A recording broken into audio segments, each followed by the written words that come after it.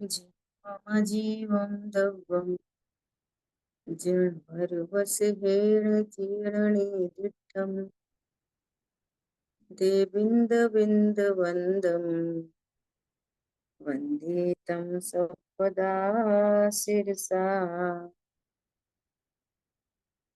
द्रव्य संग्रह जी ग्रंथ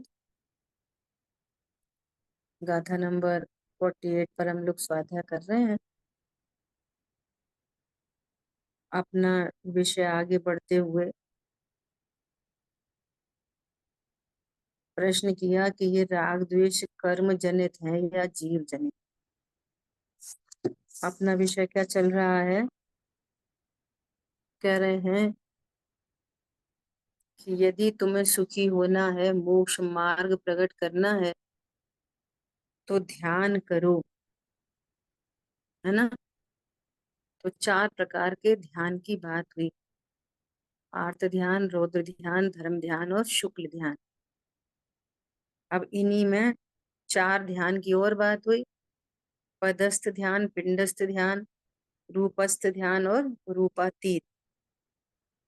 अब ये कह रहे हैं कि इस ध्यान के प्रतिबंधक मोह राग द्वेष है। मोह राग द्वेष होता है तो फिर ध्यान नहीं होता। इसलिए पहले कह रहे हैं कि तुम राग द्वेष मत करो। तो फिर प्रश्न आ रहा है कि जहाँ चारित्र मोह कह रहे हैं, चारित्र मोह, तो आप अकेला राग द्वेष क्यों कह रहे। तो उन्होंने पूरी 13 कषायों को राग और द्वेष में गर्भित कर दिया। ठीक है, जिसमें 7 हैं राग रूप और 6 हैं द्वेष रूप। इतनी बात हुई। इसके आगे चलते हुए अब प्रश्न आ रहा है कि ये जो राग द्वेष है ये कर्म जनित है या जीव जनित। ठीक है, इस टॉपिक पे आज अपने को चर्चा करनी है। उससे पूर्व ये 4 ध्यान के स्वरूप की बात आई थी, कल प्रश्न आया था, तो अपन कह रहे थे कि अपन उससे चर्चा करेंगे। परंतु यहाँ देखो गुरुदेव श्री के प्रवचन में ही, आप पेज नंबर निकालो 354, आपकी पुस्तक में 354।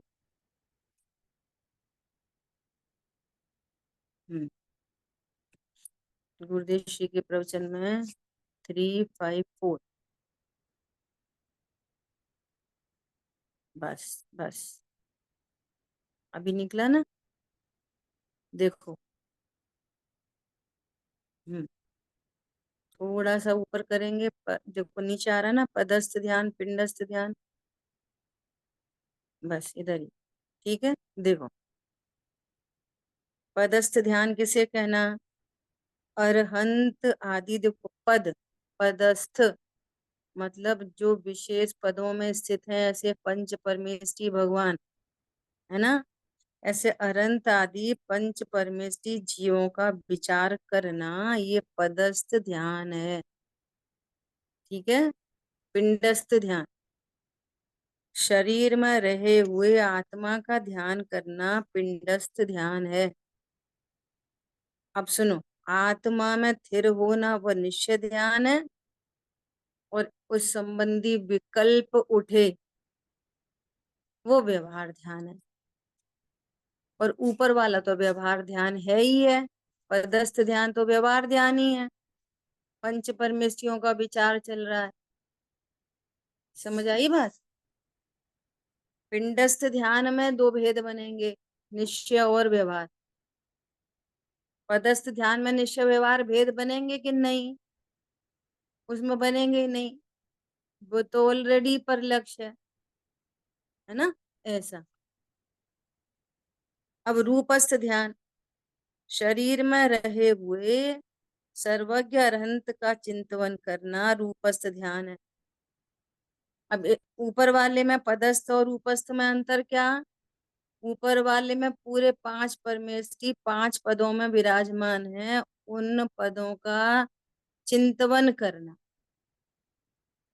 ठीक है, हमारे मुनिराज कैसे होते हैं, आचार्य परमेष्टि कैसे होते हैं, उपाध्याय परमेष्ठी कैसे होते हैं, अनंत भगवान का क्या स्वरूप है, सिद्धों का क्या स्वरूप है ना, एज अ होल।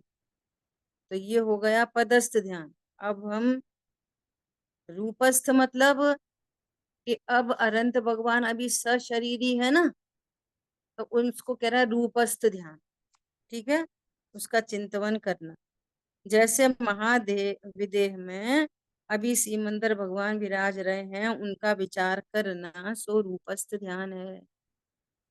ठीक है, रूपातीत ध्यान, रूपातीत शरीर रहित सिद्ध भगवान का ध्यान करना रूपातीत ध्यान है। इन सभी में आत्मा की तरफ का झुकाव है।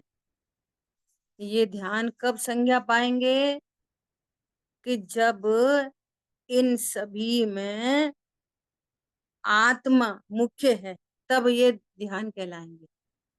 और आत्मा ही मुख्य नहीं है तो ये फिर ध्यान नहीं कहलाएंगे, ऐसा।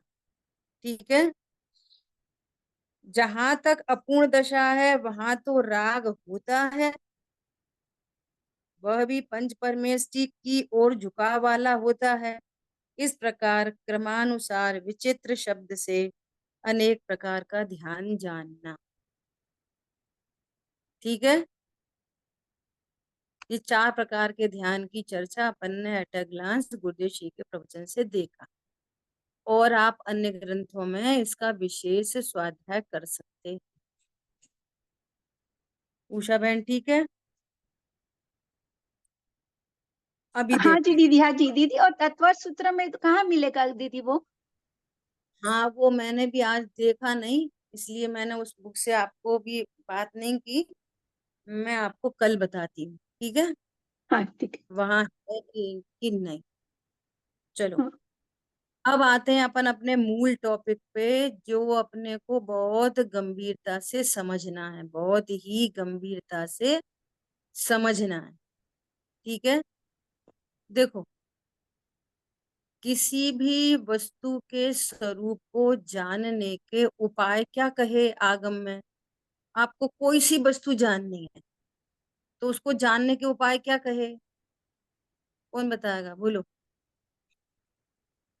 टेक्निकली वे क्या शब्द हैं जिनके माध्यम से किसी भी वस्तु का ज्ञान होता है? सरल प्रश्न है। जी, प्रमाण और नय। नहीं बहुत नहीं अच्छा। है। प्रमाण और नय से, हम्म, है ना, तत्वा सूत्र में सूत्र ही है प्रमाण, प्रमाण नय अधिगम। अधिगम अर्थात ज्ञान के उपाय क्या हैं, प्रमाण और नय। प्रमाण क्या चीज होती है, प्रमाण कि पूरी वस्तु का ज्ञान, वो प्रमाण ज्ञान कहलाता है ना। और वस्तु के अंश का ज्ञान सो नय ज्ञान कहलाता है ना। प्रमाण से ग्रहित, कंडीशन क्या है, प्रमाण से ग्रहित वस्तु के अंश का ज्ञान सो नय ज्ञान। ठीक है, सरल भाषा में बात करें तो केला कितने प्रकार का, कि केला तो है एक ही प्रकार का, हम्म, परंतु हम उसको 2 तरह से देखते हैं, एक प्रमाण का केला और एक नय का केला। प्रमाण से केला कैसा दिखाई देगा, गूदा छिलका सहित का केला, पूरा पूरा केला। और जब प्रयोजन से आते हैं तब छिलके को गौड़ करते हैं, सफेद खाली। जिसको केला कह रहे थे उसको खाते नहीं है। नहीं, ऐसे वो कौन सा केला खाते आप, हरा कि पीला, तो बोले पीला केला खाते हैं। पीला तो नहीं खाते, पीले को हम्म, तो छिलके को फेंक देते हैं, और सफेद सफेद उसका दल वो खाते हैं। तो सफेद केला क्या हो गया, नए वाला केला। और छिलके सहित का केला क्या हो गया, प्रमाण का केला। अब इतनी सरल बात है, समझ आई बात। अब अपन को समझना क्या है, आत्मा। अपने को क्या समझना है, पर्पस क्या है हमारा, आत्मा। और प्रश्न उठाया है कि ये जो राग देश उत्पन्न होते हैं, इनको कौन करता है, आत्मा करता है कि कर्म करता है। अपने को जो क्रोध मान माया लोभ हास्य रति अरति आदि पूजा दया स्वाध्याय है ना तीर्थ यात्रा ये जो भाव होते हैं इन भावों का कर्ता कौन है? कौन करता है? आत्मा करता है कि कर्म करता है? कौन करता है? ये प्रश्न आया है ना। मूल में आचार्य देव ने खुद 2000 वर्ष पहले हम्म, आचार्य ब्रह्मदेव सूरी जी ने यह प्रश्न खुद से उठाया है कि जो चारित्र मोह शब्द से राग द्वेष कहा जा रहा है ना, तो ये राग द्वेष कौन करता है? कितनी अच्छा आंसर दिया है कि जैसे स्त्री और पुरुष के संयोग से पुत्र का जन्म होता है, हम्म, अकेली स्त्री से भी नहीं और अकेले पुरुष से भी, right, है ना। तो जब जब राग की उत्पत्ति होती है न तो अकेले जीव से होती है और न अकेले कर्म से होती। कितनी गजब की बात है। हम्म, अरे ऐसे कैसे? जीव में ही तो राग होता है। अगर जीव में राग होता है तो सिद्धों में भी राग होना चाहिए। जैन धर्म क्या चीज है? एनालिसिस का नाम धर्म है। हम्म, आप एनालिसिस करो ये राग क्या चीज है, ये कौन करता है, ये कैसे उत्पन्न होता है, इसके अभाव की क्या विधि है। कि अब अगर हम चुप रहना शुरू कर दें, मौन रहें, तो क्रोध मिट जाएगा कि नहीं मिट जाएगा? बोलो। यदि मौन रहें तो क्रोध मिटेगा कि नहीं मिटेगा? नहीं मिटेगा। यदि हम शुद्ध भोजन करें और दिन में एक ही बार भोजन करें तो हमें भोजन की इच्छा मिट जाएगी कि नहीं मिट जाएगी? गजब हो गई। तो ये एनालिसिस का नाम धर्म है। आप एनालाइज करो क्या है ये वस्तु स्वरूप। तो कह रहे हैं कि न तो अकेला जीव राग करता है और न अकेला पुद्गल राग करता है। तो फिर कैसे होता है? कि जैसे पुत्र का जन्म संयोग से होता है ऐसे ही राग आदि का जन्म जीव और पुद्गल के संयोग से होता है। और कल अपन ने चर्चा कर ली थी कि संयोग का मतलब क्या? क्या जीव और कर्म दोनों मिल जाते हैं, एक दूसरे को स्पर्श करते हैं, एक दूसरे मयी हो जाते हैं? नहीं। कभी नहीं हो सकते। क्यों? हम्म, जीव अमूर्तिक प्रदेशों का पुंज है, प्रसिद्ध ज्ञानादि गुणों का धारी है, और पुद्गल जड़ है, तो उनका तो हाँ संयोग जी। कभी हो ही नहीं सकता। अरे बलवीन जी एक सेकंड। हम्म। जीव जब कर्म करता है तो कर्म कौन करता है? आत्मा में हम्म। परिणाम जो हमारे परिणाम आते हैं बनते हैं तो पुद्गल करता है। पुद्गल करता है और उसकी उत्पत्ति जो है जीव आत्मा नहीं होती ऐसा। हाँ देखो वही उत्प- बात चल रही है। उत्पत्ति तो उसी में ही हुई जीव आत्मा। हाँ उत्पत्ति ये तो हमारे जीव में ही ज्ञान से होती ज्ञान में कही ठीक है। लेकिन जो कर्ता होता है कर्म का कर्ता होता है क्रिया परिणमन होता है तो वो पुद्गल से ही तो होगा। आत्मा में तो होगा नहीं परिणमन उसका। है। इसका कर्म कर्म करता है कोई क्रिया होती है तो पुद्गल ही तो करेगा। अरे पुद्गल ही तो करेगा, ये जीव थोड़ी करेगा। जीव में तो हाँ परिणाम की उत्पत्ति होगी ठीक है। हमको ऐसा अ, मंदिर जाना है परिणाम आ गए लेकिन कर तो रहा है क्रिया कर रहा है तो पुद्गलित में तो हो रही है। हाँ।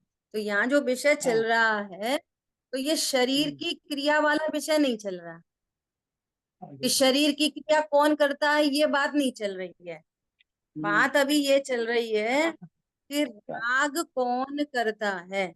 सुनो ध्यान से। जैसे अपन ने केले का उदाहरण दिया ना, केला, एक तो केला प्रमाण का, पीला केला खाते हैं क्या अपन? पीला केला तो पीले के छिलके को तो फेंक देते हैं और अकेला दल दल खाते हैं।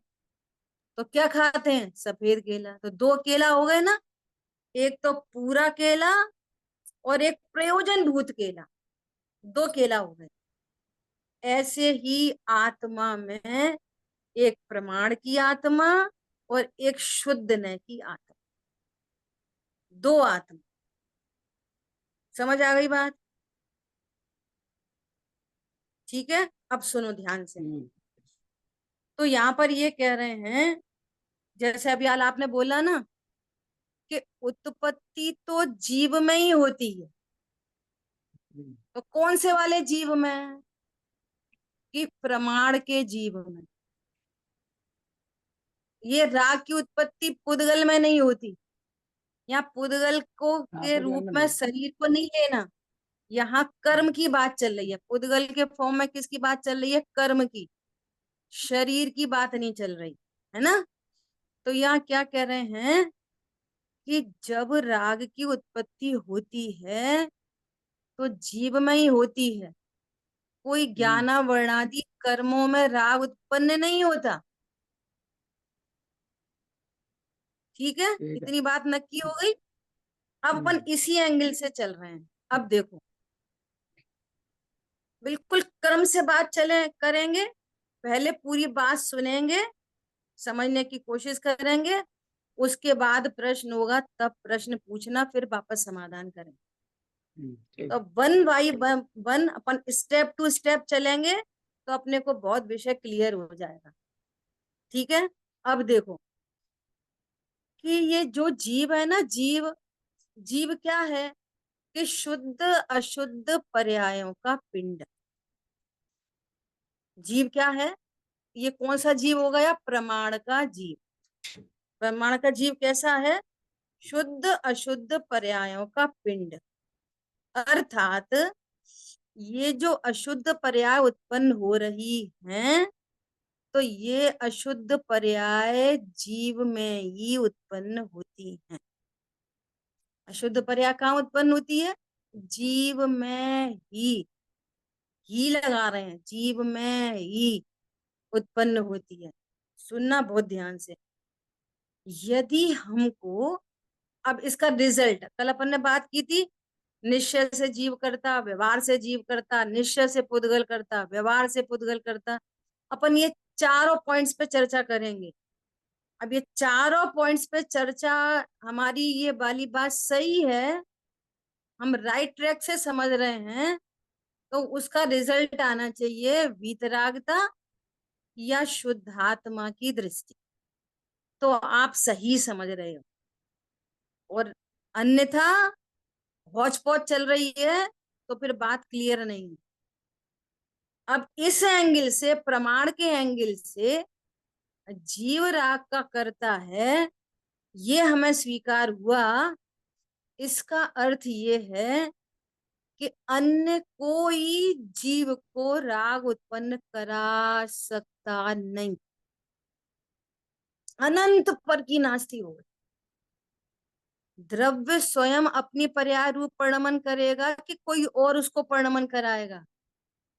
अब ये सब कहना बेबुनियाद हो गया कि मैं क्या बताऊं, मैं मेरी सास से बहुत दुखी हूँ, मुझे सास की वजह से क्रोध आता है। बिल्कुल बेकार की बात हो गई। यदि आप प्रमाण के अंदर भी आपने प्रमाण की स्वीकृति कर ली तो आप पूरे विश्व से हट गए। इतनी वीतरागता प्रकट हो गई। क्या बोला? इसका फल क्या आएगा? नहीं, हम क्या बताएं, हम तो अपने बच्चों से बड़े बड़े परेशान हैं। तो तेरी परेशानी की पर्याय बच्चे उत्पन्न करते कि तेरे में उत्पन्न होती? नहीं, हम क्या बताएं, हमें तो कर्म का ही उदय, बहुत चारित्र मोहिनी कर्म का बहुत उदय है।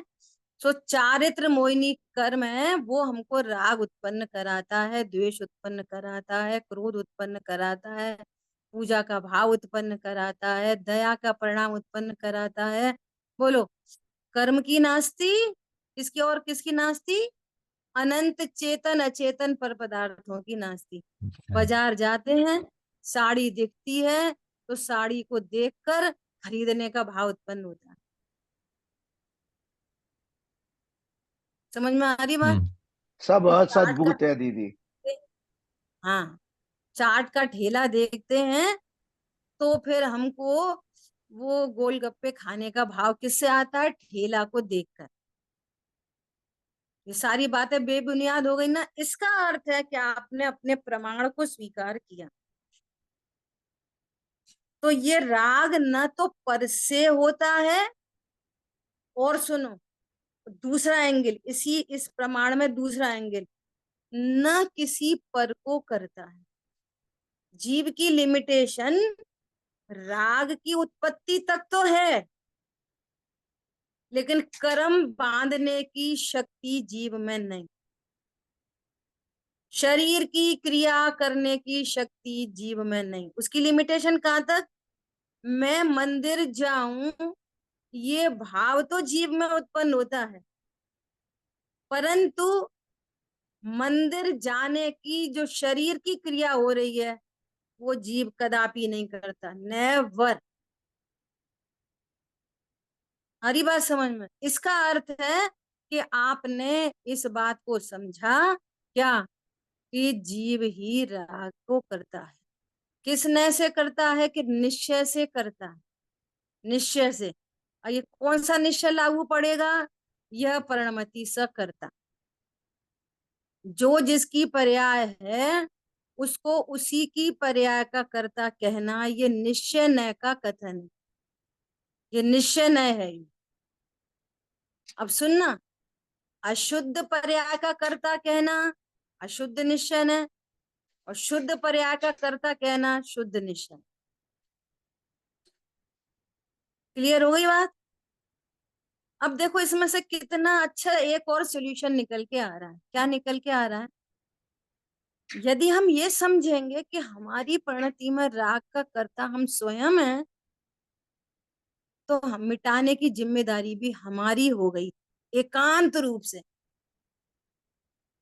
जब क्रोध की उत्पत्ति हमारे में हुई, हमारी पर्याय में उत्पन्न हुआ, और जो किसी पर ने नहीं कराया, तो इसका अभाव कौन करेगा? कि हम ही करेंगे। हमारे में उत्पत्ति हुई तो हम ही करेंगे।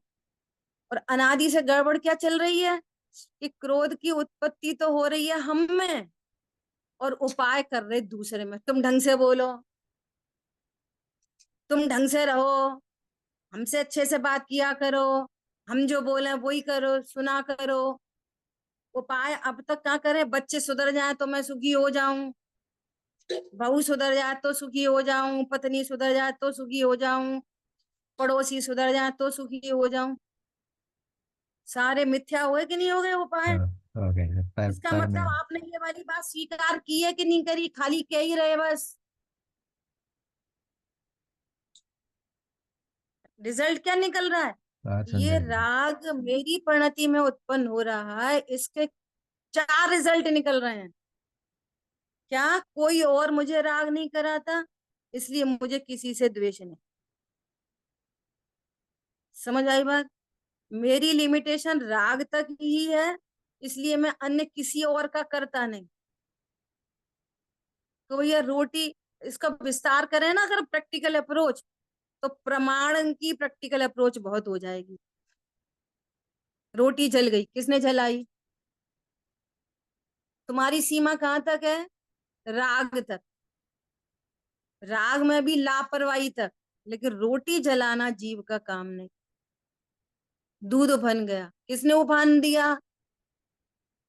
ढंग से काम नहीं करती है, रोज रोज दिन ऐसे ही काम करती है, रोज ऐसी करती है। बोलो पुद्गल का करता कौन? समझ में आ रही है बात? इसका नाम है स्वाध्याय। जब आपको आपके ज्ञान में ये एनालिसिस हो जाएगी, और जब वो बाहर में कार्य दिखाई देगा, तो आपका ज्ञान कितना रिलैक्स हो जाएगा। और कदाचित राग की उत्पत्ति हो भी गई, क्रोध मान माया लोभ हास्य रति आदि की उत्पत्ति हुई, तो उसका कर्ता किसको स्वीकार करेगा? दूसरे को। जब दूसरे को स्वीकार ही नहीं करेगा, तो पूरा परलक्ष्य मिट जाएगा कि मैं इनको समझा दूं, इनको सुधार दूं, उनको बिगाड़ दूं, उनको। बात ही पूरी खत्म हो गई। गलती मेरे में हो रही है तो सुधार मुझे करना। पॉइंट समझ में आ गया? ऐसे अनेक लगा लेना, उन्होंने तो दुकान पे नुकसान कर दिया, उनने तो फायदा कर दिया, उनने इतने रुपए कमा लिए, उनने उतने रुपए कमा लिए। जीव की लिमिटेशन कहाँ तक? राग तक। राग के बाहर, मेरे द्रव्य गुण पर्याय की सीमा के बाहर मेरी सत्ता ही नहीं। तो जहां मेरी सत्ता ही नहीं, मेरे हाथ ही नहीं पहुंचते वहां तक, वो काम मैंने कैसे कर दिया? बोलो। दृष्टांत है, पड़ोसी के घर में दूध ही निकल गया, दूध की बात करो, दूध निकल गया, कोई बोले मिसेस जैन आपने निकाल दिया। भैया मेरे हाथ तेरी गैस तक पहुंचते ही नहीं, तो मैंने दूध कैसे निकाल दिया तुम्हारा? ऐसे ही यहाँ जीव, इसके ज्ञान श्रद्धा चारित्र इस देह तक पहुंचते ही नहीं, तो इस देह का कार्य मैंने किया, मैं कैसे कर सकता हूँ? और जब देह का ही मैं नहीं कर सकता, तो मैंने पूजा करी है, किधर से बात आ गई? कहां से आई बात? पूजा का राग उत्पन्न हुआ जीव में, एक द्रव्य मैंने नहीं चढ़ाई। पूजा करने का राग उत्पन्न हुआ, लेकिन शब्द मैंने नहीं बोले। क्यों? मैं द्रव्य गुण पर्यायमयी वस्तु हूं, और शरीर दूसरा भिन्न द्रव्य। क्लियर हो गई बात? शरीर देखो, पूजा करने का भाव बहुत तीव्र है, सुनो ध्यान से। पूजा करने का भाव बहुत तीव्र है, और शरीर में स्थिति नहीं है। अब करके बताओ शरीर की पूजा, करके बताओ। क्यों? तुम्हें अहंकार था ना, मैं करता हूं, करके बताओ। कि नहीं नहीं बस अब क्या बताएं, शरीर की स्थिति बहुत ऐसी हो गई है, मंदिर नहीं जा पाते। अरे जब जा पा रहे थे ना, तब भी तुम नहीं जाते थे, और जब नहीं जा पा रहे तब भी तुम नहीं जा पा रहे। और जिसने निर्णय किया वो इस कंडीशन में दुखी नहीं होगा, और जिसने निर्णय नहीं किया तो वो क्या बोलेगा, अब हम क्या बताएं, हमारा पूरा धर्म पानी में चला गया। पहले तो हम ऐसे चले जाते, पहले तो ऐसा कर, अरे न पहले जाते थे और न अब जाते। अभी भी हम देव के स्वरूप को समझकर देव की भक्ति अभी भी कर सकते हैं, और देव के स्वरूप को न जानकर और शरीर से जा जाके सहस्त्र अठोत्तर कलसा एक भी दिन पूजा नहीं, स्वरूप ही नहीं पता था, पूजा कैसे करोगे? समझ में आ रही है बात? थोड़ी गंभीर है, बहुत सीरियस है। एक बात हो गई। अब कोई दूसरा ऐसा बोले, सेकंड पॉइंट आ रहा है, तो राग का कर्ता किस नय से हो गया? निश्चय, निश्चय से राग का कर्ता, निश्चय से। अब पर्टिकुलर बात करो तो कौन से निश्चय से? कि अशुद्ध निश्चय नय से। निश्चय नय के चार भेद हैं, तो अशुद्ध पर्यायों का कर्ता अभेद करके जीव को ही कहते। सो ये प्रमाण की बात हो गई, अशुद्ध निश्चय न की बात हो गई। और निश्चय कहना अकेला, तो अकेला निश्चय भी कह सकते। निश्चय से जीव राग का करता है। अब सुना, अब कोई बोले सही बात है, अपन ही कितने राग के करता, ए भगवान कितने राग का करता, ये राग कब मिटेगा, हम तो इस राग से दुखी हैं। हमें तो ये वाली बात समझ में आ गई, पर द्रव्य तो राग कराते नहीं, लेकिन जब जब राग उत्पन्न होता है तो बहुत आकुलता होती है, भगवान कब मिटे, कब मिटे, कब मिटे। अब पर को दोष देना तो छोड़ दिया ईमानदारी से, लेकिन अब वो राग खटकता है अपने को। क्यों? उसको पता है कि ये राग बंध का कारण है। हे प्रभु, इस राग का अभाव हो, मैटो राग कुटेव, मैटो राग कुटेव। अब भगवान क्या कहते हैं? अब भगवान कहते हैं सुन, ये राग तेरा शाश्वत स्वरूप नहीं है, ये राग तेरा शाश्वत, तेरी पर्याय में होता है, ये सत्य है, लेकिन तू पर्याय जितना नहीं है। ध्रुव को भूलता है तो राग उत्पन्न होता है, और ध्रुव को जानता है तो राग मिटता है। राग मिटाने की विधि ये है, चुप रहना राग मिटाने की विधि नहीं। भैया अपन तो शांत रहना सीख जाओ, जिसकी जो करनी वो करता रहे। अपन तो भैया शांत रहते हैं, अपन ने तो बस जीवन में जय सीखा कि कछू नहीं सीखा। ध्रुव के आश्रय के बिना एक राग मिटता नहीं। ध्रुव का आश्रय का अर्थ भी समझ लो सरल भाषा में, कि मैं जीव हूं, सिर्फ जानता देखता हूं, जानने देखने वाली वस्तु हूं, दर्पण के समान हूं। भगवान ने दर्पण बताया मुझे, तो जो भी कुछ मेरे ज्ञान में झलकता है, मैं उनका न तो करता हूं और न उनसे अच्छा बुरा होता हूं, न उनसे मेरी कोई इष्ट अनिष्ट की कल्पना है। जब कोई कोई मेरा कोई बिगाड़ता ही नहीं तो कौन अनिष्ट है मेरे लिए। जीव का नाश कब, कोई कोई है विश्व में ऐसा जीव का नाश कर दे? है पूरी दुनिया में ऐसा कोई? मारे से मरता नहीं, जलाने से जलता नहीं, अविनाशी हूं आत्म स्वरूप। और इसका नाम है ध्रुव दृष्टि। सरल, एकदम इजीएस्ट सरल भाषा में, टेक्निकल कोई बात नहीं।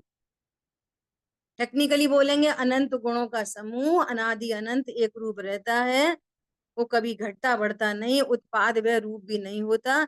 ऐसा शाश्वत द्रव्य सो मैं हूं, जैसे प्रभु सिद्धालय राजे वही स्वरूप मेरा है। ऐसा का ऐसा मेरा स्वरूप है। तो जब मेरा कोई बच्चे ने बोला पापा आप तो ऐसे ही हो, बेकार हो, और ये शब्द मेरे ज्ञान में झलके हैं, मैं न किसी का पिता हूं, न कोई मेरा पुत्र है, और ये इन शब्दों ने भी न मेरे ज्ञान को बिगाड़ा, न श्रद्धा को, न चारित्र को। त्रिकाली ध्रुव तो परिपूर्ण है। तो अब राग की उत्पत्ति नहीं होती। समझ में आ रही है? तो क्या कह रहे हैं कि जीव व्यवहार से राग का करता है, परमार्थ से तो ज्ञान का करता है, राग का करता नहीं। परमा निश्चय से तो जीव ज्ञान का करता है। अब यहाँ व्यवहार लागू, ऊपर वाले केस में निश्चय लागू पड़ा था, नीचे वाले अब दूसरे सेकंड केस में जीव जब ध्रुव दृष्टि होगी तो ध्रुव के आजू बाजू अंदर बाहर ऊपर नीचे कहीं राग दिखेगा ही नहीं। परंतु राग तो परिणति में हो ही रहा है स्वरूप को भूल के। तो स्वरूप के जान के राग मिट गया। तो कह रहे हैं कि जब स्वरूप को जान के राग मिट गया तो फिर जीव राग का कर्ता कैसे सिद्ध हो गया? तो कह रहे नहीं, जीव व्यवहार से राग का कर्ता। निश्चय व्यवहार दोनों में लागू पड़ गए। जीव में निश्चय से जीव राग का कर्ता, उसका रिजल्ट क्या? और व्यवहार से राग का कर्ता, उसका रिजल्ट क्या आया? ध्रुव दृष्टि। क्या बोला? ध्रुव दृष्टि होने पर ही ये कहा जा सकता है कि जीव व्यवहार से राग का करता है। समझ आई बात? सूर्य को अंधकार का कर्ता कह सकते? सूर्य अंधकार का करता है। अरे सूर्य तो प्रकाश का करता है, सूर्य अंधकार का करता कब हो सकता है? कभी नहीं हो सकता। तो भी अंधेरा तो हो रहा है, हो रहा है। जहां सूर्य नहीं है वहां अंधेरा है, जहां आत्मा नहीं है वहां राग है, और जहां आत्मा है वह राग हो नहीं सकता। समझ में आ रही है बात? तो भी राग की उत्पत्ति हो गई। तो कह रहे हैं कि जीव व्यवहार से राग का करता। अब इनके उलट है, वो व्यवहार वो कर्म लागू पड़ जाएगा। अब जिस जीव को सुनना, अब थर्ड पॉइंट आ रहा है। पहले प्रमाण की बात आ गई, नंबर दूसरे में ध्रुव दृष्टि की बात आ गई। अब ध्रुव दृष्टि होने पर शुद्ध पर्याय प्रकट हो गई। ध्रुव दृष्टि होने पर क्या पर्याय प्रकट हो गई? जीव को व्यवहार से राग का कर्ता जानने पर क्या प्रकट हो गई? ध्रुव दृष्टि। तो ध्रुव दृष्टि होने पर शुद्ध पर्याय प्रकट हो गई। अब थोड़ी टेक्निकल बात है कि सम्यक दृष्टि जीवों को ध्रुव दृष्टि होने पर भी उनकी परिणति में राग देखा जा रहा है।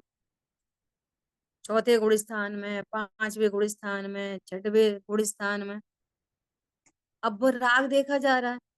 तो अब क्या कह रहे हैं?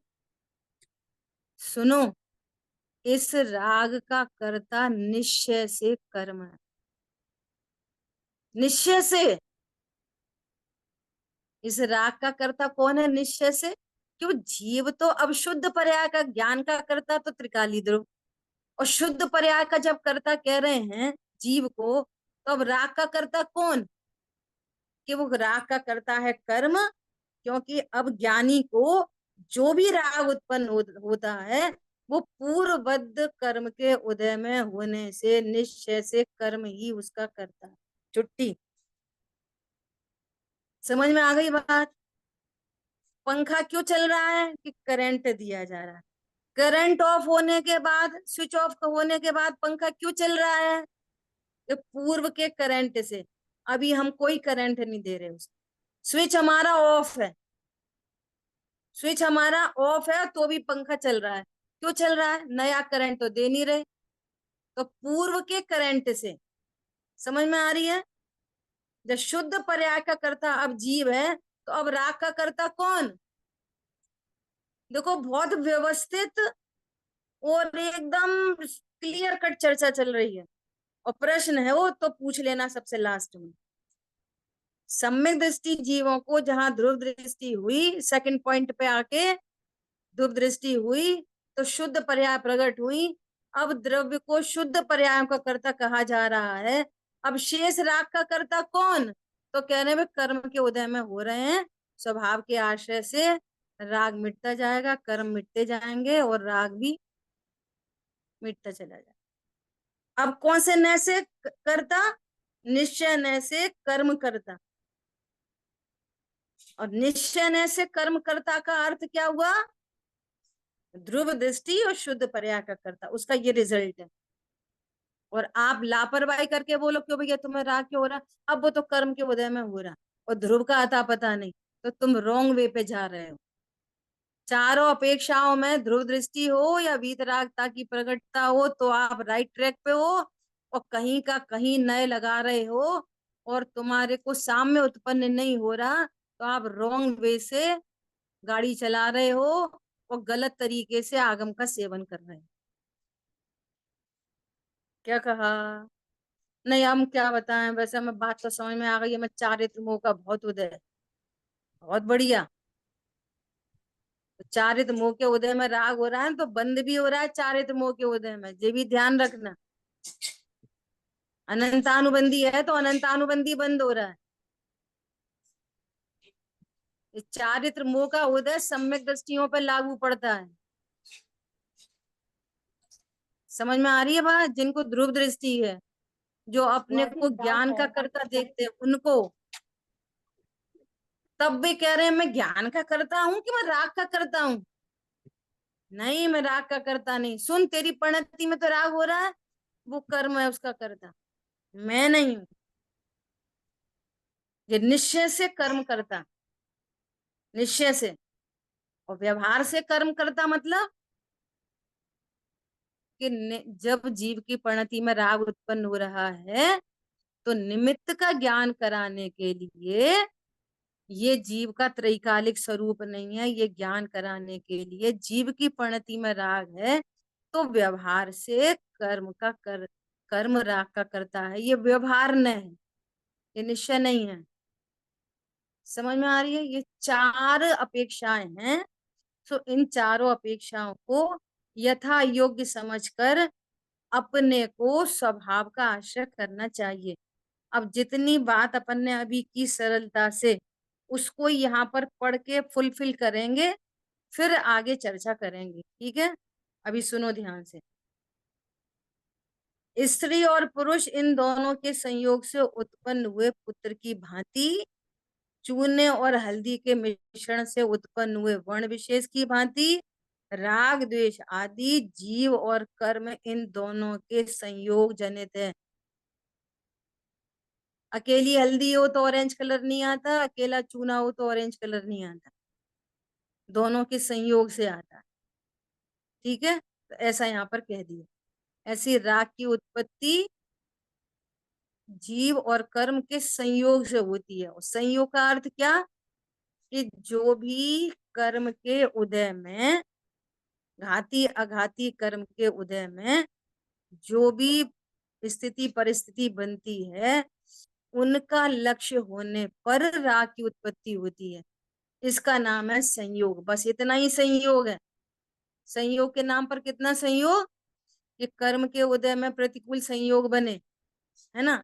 तो संयोग तो प्रतिकूल होते नहीं। अब वो प्रतिकूल देख रहा है, तो फिर द्वेष की उत्पत्ति होगी। अनुकूल देख रहा है तो राग की उत्पत्ति होगी।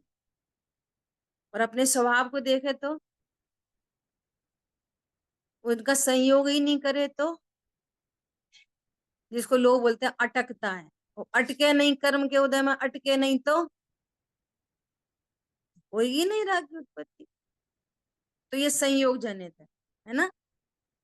अब दूसरा, नए विवक्षा के अनुसार बात की जाए तो विवक्षित एक देश शुद्ध निश्चय से राग द्वेष कर्म जनित कहलाते हैं। कौन सी नए की अपेक्षा से? एक देश शुद्ध निश्चय न, निश्चय न से राग कर्म जनित। कैसे? एक एक देश शुद्ध निश्चय न किसको लागू पड़ता है?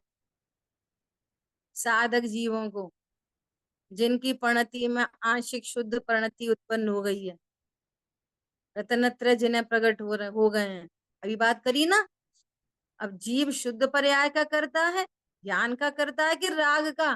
तो कह रहे हैं निश्चय से राग का करता कर्म। ये वो वाला एंगल है। क्या बोल रहे हैं? निश्चय से राग द्वेष कर्म जनित कहलाते हैं। किसको? एक देश शुद्ध निश्चय न वाले, जिसकी परिणति में आंशिक शुद्ध पर्याय प्रकट हो चुकी है, सम्यक दर्शन ज्ञान चाहे प्रकट हो चुका है। तो क्या बोलेंगे? रत्नत्रय का कर्ता कौन? जीव। अब राग का कर्ता कौन?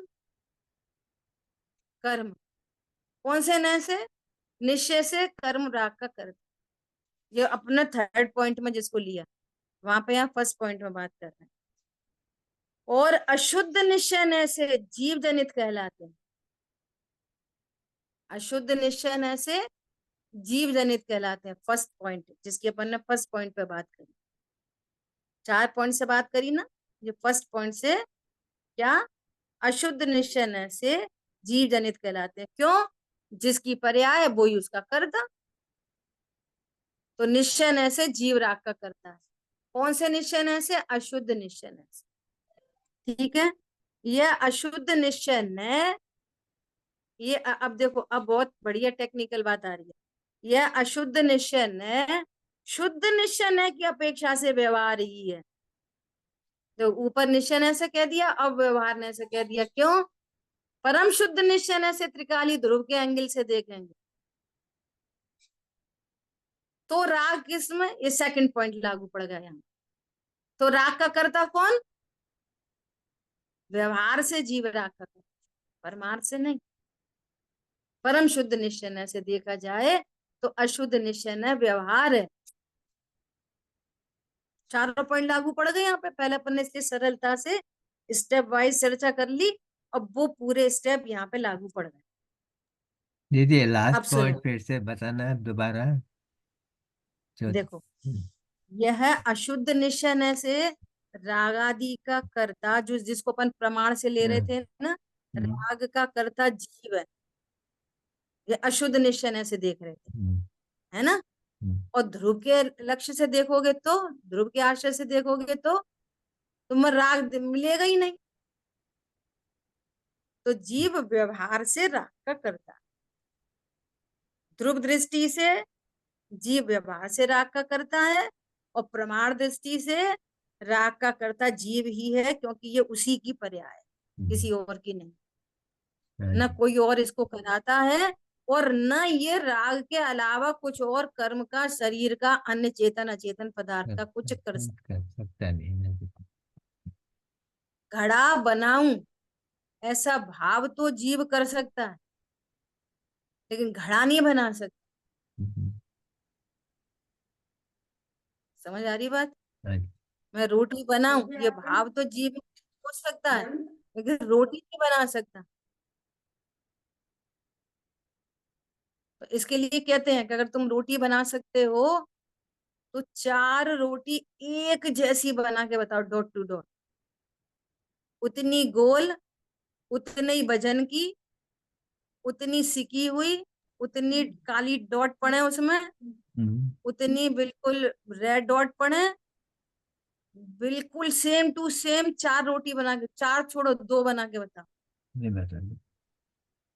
तो अकर्ता सिद्ध होएगा पर का? तो एक बात सुनना बहुत ध्यान से, तो पर का अकर्ता होगा। अच्छा, रोटी करने के भाव बन करके बताओ। अच्छा चलो, राग के कर्ता तो है ना जीव, तो बोलो जैसा सुबह राग हुआ वैसे रात को करके बताओ। राग का कर्ता भी नहीं है वास्तव में। समझ में आ रही बात? अगर राग रोटी बनाने का कर्ता जीव को सिद्ध करोगे तो फिर वो कुछ नहीं, दाल भात कुछ भी नहीं बना पाएगा, रोटी ही का कर्ता बना रहेगा। दिन रात उठते बैठते खाते पीते कुछ खाएगा पिएगा ही कैसे? रोटी ही बनाता रहेगा। समझ में आ रही है बात?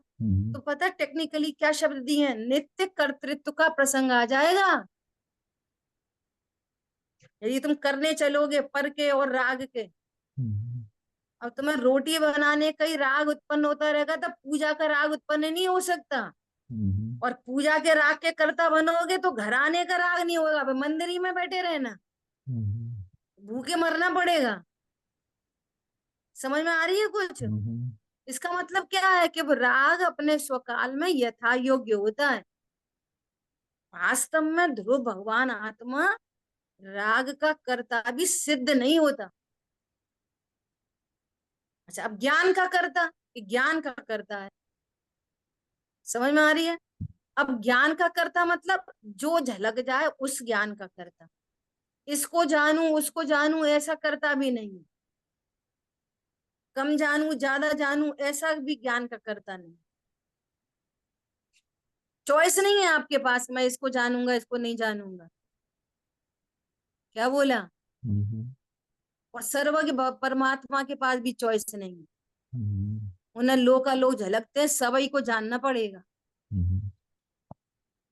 क्या बोला? केवली परमात्मा के पास चॉइस है नहीं है। नरक में कितने दुख हैं बेचारे, काय को जाने हम नरक को फालतू में। बिल्कुल मन नहीं करता नरक के दुखों को जानने का, चॉइस ही नहीं। केवली परमात्मा के पास चॉइस नहीं है, तुम्हारे पास चॉइस है। भैया ये वाली बात है मैं मत बताया करो कि जानने से दुख होता है, जानने से दुख नहीं होता, मोह से दुख होता है।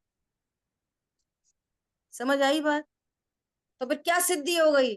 चित परम अकर्ता नाथ, मैं तो परम अकर्ता हूँ, बात खत्म पूरी।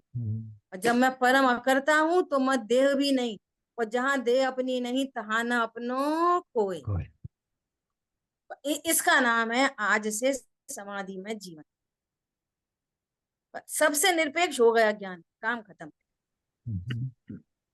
समय अधिक हो गया, आगामी चर्चा अपन दीदी मुझे एक ऊपर वाला पैरा पे लास्ट लाइन पे एक प्रश्न रह गया था, बता देता हूँ आपको भाव हो तो। लास्ट लाइन में क्या लिखा है कि अरति और शोक ये दो तथा भय और जुगुप्सा। तो मेरा प्रश्न ये है, अरति शोक वाला द्वेष और भय जुगुप्सा वाला द्वेष में कुछ फर्क है क्या? नहीं नहीं, अच्छा, ग्रुपिंग वो की है तत् बस उन्होंने, ग्रुपिंग दो दो दो दो करके ग्रुपिंग की है बस। अच्छा कोई बात नहीं, थैंक यू।